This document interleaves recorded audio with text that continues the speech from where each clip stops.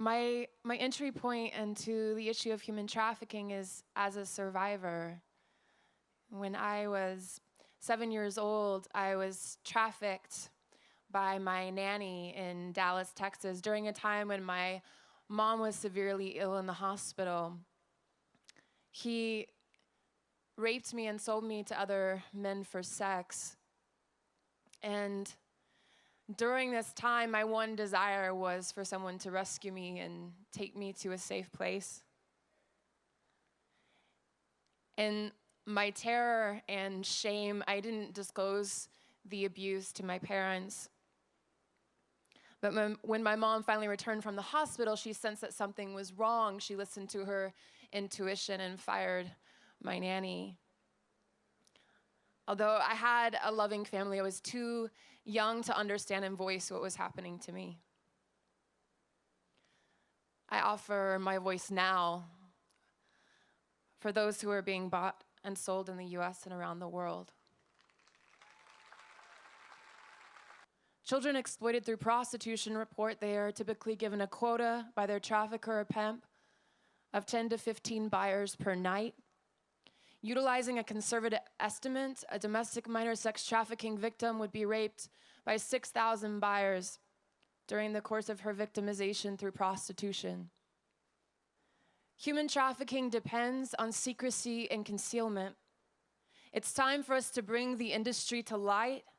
When we illuminate the darkness and voice what we find there, the darkness no longer has power. Facing the truth is the beginning of freedom. It may be difficult to comprehend, but buyers feel entitled to reduce children to sexual objects. They do not view them as human beings.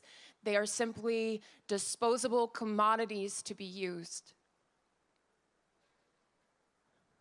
There are many risk factors, but in essence, vulnerability. And age is the greatest vulnerability. The average age of a child first exploited through prostitution is estimated to be 13, and youth are simply more susceptible to tactics used by traffickers. So pimps strategically look for potential victims wherever children gather, both in person and online.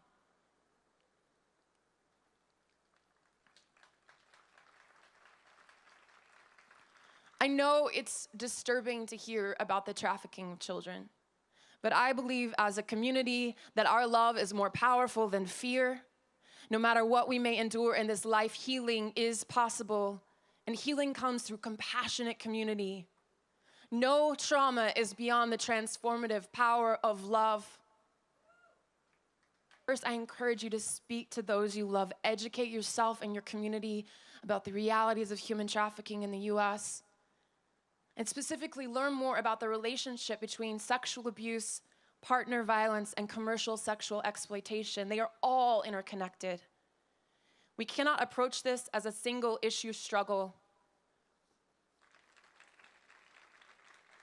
Learn about all the risk factors and see what is already being done within your community. Engage by sharing your gifts and passions on behalf of anti-human trafficking nonprofits in your city. There's so many opportunities to volunteer and offer your voice in the movement. I recently spoke to a group of girls between the ages of 13 and 18 who are survivors of domestic sex trafficking. One girl told me that my recent speech at the Grammys powerfully spoke to her.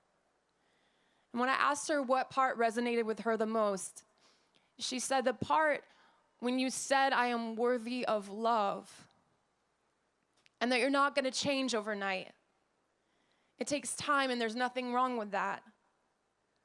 I learned tonight that I am worth something, and I am made for greatness. That is why we are here.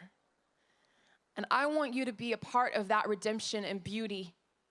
I want you to take a stand and generously offer your voices, your energies, and your gifts to bring an end to child sex trafficking and help survivors heal. I want you to face this injustice with courage and compassion. I want you to spread this message around the world. Survivors of human trafficking are worth fighting for.